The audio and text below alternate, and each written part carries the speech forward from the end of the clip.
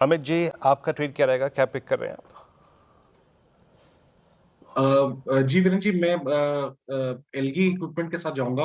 Algae equipment का अगर structure देखें तो कल काफी स्ट्रॉन्ग यहाँ पे हमने वॉल्यूम्स देखे थे और एक वीकली चार्ट में रेजिस्टेंस क्रॉस किया था। लगभग 602 का प्राइस है। छोटा सा स्टॉप लॉस 588 रुपीज का रखेंगे। 588 का स्टॉप लॉस रहेगा और 640 के टारगेट्स रहेंगे। चलिए, तो ये उस समय अमित जी की पिक एलगी इक्विपमेंट। मानस जी, आपने क्या पिक किया? तो देखिए, अभी के लिए डीसीएम श्रीराम पे ध्यान है मेरा। यहाँ पर अगर देखें तो करीब 10-12 सेशन से हम कंसोलिडेशन देख रहे थे। आज हमें कंसोलिडेशन जोन के बाहर निकलते हुए स्टॉक दिखा है, तो करंट लेवल्स पे खरीदारी करने की राय रहेगी। 1440 के स्टॉप लॉस से खरीदारी करने की राय रहेगी और 1600 रुपए तक के टारगेट्स पॉसिबल है डीसीएम श्रीराम में। ओके, तो 3 ट्रेड्स यहाँ पे हो गए आपके स्क्रीन पे, एक करके वो ट्रेड्स आएंगे। और डीसीएम श्रीराम 1496 पे, हाँ हाँ डॉक्टर साहब ले रहा हूँ, अभी एक ट्रेड बाकी है, मुझे मालूम है। शिवांगी जी का ट्रेड बाकी है अभी। शिवांगी जी, क्या पिक कर रही हैं आप? जी बिल्कुल, मेरी नज़र आज फार्मा स्टॉक्स में ही है। डॉक्टर रेड्डी काफ़ी पॉजिटिव है, हमने बायोकॉन की भी जिक्र की, तो यहाँ पे नज़र रहेगी। बट एक जो स्टॉक है जो मेरी नज़र अभी भी पड़ रही है यहाँ पे, वो है बजाज ट्विंस। यहाँ पे आज थोड़ी बहुत हम देख रहे हैं कि गिव अप मोड में ज़रूर है, बट ओवरऑल स्ट्रक्चर बहुत स्ट्रॉन्ग है इसका। और जिस तरह से हमने देखा है कि बजाज फाइनेंस में लॉन्ग बिल्टअप हुआ है पिछले 3 दिनों में, तो ये एक पॉज लेते हुए, ब्रीदर लेते हुए एक एक फ्रेश लेग की तैयारी हो सकती है यहाँ पे। तो जब तक ये स्टॉक 950 के ऊपर होल्ड करता है, तब तक हम यहाँ पे एक अच्छी तेज़ी एक्सपेक्ट कर सकते हैं टूवर्ड्स 1000 लेवल्स। तो यहाँ पे ज़रूर नज़र रखें और 950 के ही एक सपोर्ट को हम ध्यान रखें।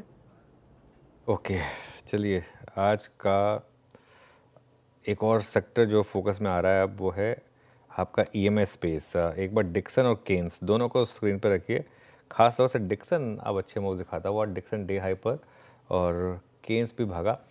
डिक्सन की हमने कल भी बात की थी कि देखिए, डिक्सन के नंबर्स इतने अच्छे हैं कि ये स्टॉक महंगा है फिर भी चलेगा, और केन्स यहाँ पर भी अच्छे मूव्स आ रहे हैं। आशीष भाई जी, क्या भी रहेगा इस पर, डिक्सन पर? जी अनुज जी, मोमेंटम बहुत स्ट्रेंथ बना हुआ है इसमें, और जिस हिसाब से वीकली चार्ट्स पे वापस ये रिबाउंड किया है, अगर आप देखेंगे रिसेंट जो मई के हाइस थे उसको सरपास करता हुआ देखने मिल रहा है।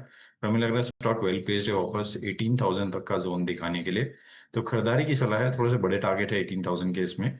जो स्टॉप लॉसेस में मेंटेन करना है वो 16,300 के करीब का कैसे मेंटेन करे। ऊपर में हमें लगता है इसमें 17,500 एंड 18,000 तक के टारगेट्स देखने मिल सकते हैं। ओके, अब मयूरेश के पास चला जाए। Mayuresh, good morning.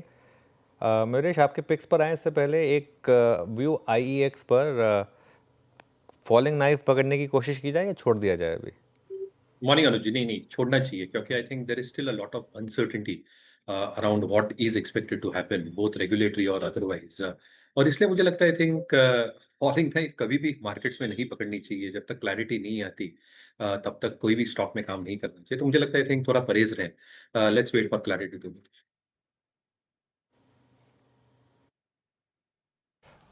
आईएक्स पे ये मयूरेश का व्यू है। आई मीन अवॉइड करिए इसे एज ऑफ नाउ, कोई कॉन्ट्रा कॉलिंग की जरूरत नहीं है। आज के सबसे खूबसूरत ट्रेड्स में से क्या क्या रहा, मैं स्क्रीन पर देता हूँ। डॉक्टर एडी राजेश सतपुते जी ने पिक किया था, मेरे ख्याल से मैं सही हूँ जहाँ तक, यस 3% ऊपर अब डे हाई पर आके ट्रेड करता हुआ स्ट्रॉन्ग मूव यहाँ पे। आज भारती एयरटेल मानस जी की कॉल थी, यस ये भी अच्छा करते हुए भारती 1957 डे हाई पर आके ट्रेड कर रहा है, ये बहुत खूबसूरत ट्रेड रहा। और प्रकाश सर ने मेरे ख्याल से पिक किया था आज सन फार्मा। जरा एक बार सन फार्मा और एक मैक्स हेल्थ केयर और रखिएगा, क्योंकि मैक्स भी अगर आप देखें आज हमारी कॉल्स में शामिल था, ये भी अच्छा करता हुआ। सन फार्मा 1693 और 1710 का टारगेट यहाँ पर है। निफ्टी आईटी, अनुज, अब इन्फोसिस ने जो प्राइस डैमेज दिया है ना, आज तो कोफोर्ज और इन्फोसिस दोनों ही हो गए। क्या लग रहा है अनुज, अब ये थोड़ा सा, अब अभी तक तो लॉन्ग लिक्विडेशन था, अब क्या शॉर्टिंग का प्रेशर आएगा क्या इस स्पेस में अब? देखिए, आज का प्राइस पैटर्न ख़राब है, क्योंकि एक होता है कि आप अच्छे नंबर पे ना चलें, एक होता है आप अच्छे नंबर पे गिरें। अगर आप अच्छे नंबर पे गिरें, अनलेस अनलेस सेकंड हाफ में रिकवरी आ जाए, वो हमेशा एक व्यू रहता है कि सेकंड हाफ में रिकवरी आ जाए। अनलेस सेकंड हाफ में रिकवरी आए, इन्फोसिस को तो मैं एक बार एक्सेप्ट कर सकता हूँ, क्योंकि इन्फोसिस के केस में तो मैं तो शुरू से आपको कह रहा था कि मुझे नंबर में कुछ खास वाव फैक्टर लगा नहीं, इनफैक्ट मुझे तो गाइडेंस खराब लगी उनकी, और उसको तो मैं एक एक्चुअली डिसअपॉइंटमेंट मानूंगा, क्योंकि एक्स ऑफ एक्विजिशन एक्चुअली उनकी गाइडेंस नीचे हुई है ऊपर होने के बजाय। तो इन्फोसिस का मुझे समझ में आता है, इन्फोसिस को लेकर मार्केट का रिएक्शन सही है। कोफोज का रिएक्शन काफ़ी इंटरेस्टिंग है, अभी कुछ देर में मैनेजमेंट से ही बात करेंगे, जानने की कोशिश करेंगे, लेकिन कोफोज के एटलीस्ट नंबर्स में कमेंट्री में ऐसा कुछ नहीं था। हाँ, ये हो सकता है कि मार्केट को ये लग रहा हो कि यार इतना महंगा स्टॉक है, अब बस और अगर पूरे सेक्टर में प्रॉब्लम है तो कोई किसी एक ही स्टॉक को सिर्फ इतना हम मल्टीपल क्यों दें, ये हो सकता है। बट जो भी है, मेन चीज़ जो है ना वो ये थी कि जो इन्फोसिस की जो गाइडेंस थी ना, उसने डिसअपॉइंट किया आज मार्केट को। या और निफ्टी आईटी डे लो पर डैमेज है, प्राइस डैमेज सिवियर, कोफोज and persistent now top derivative losers along with the IEX. और क्या क्या कोलैप्स हुआ आज? एमजीएल, आज ट्रेंड, एस्ट्रल, केफिनटेक, सिंजिन एक बहुत ही शानदार स्ट्रक्चर, ये बैकफुट पे आ गया आज। और पीएनबी हाउसिंग नंबर्स जैसे कि यतिन मेंशन कर रहे थे सुबह, थोड़े हल्के लग रहे थे। और बाकी मैरिको, बीएससी सब अगर आप देखें बैकफुट पे है। डिसाइसिवली अगर आप देखें ना इस बाजार में भी कुछ अच्छा कर रहा है तो वो है एक आपका फार्मा, और उसके बाद हेल्थ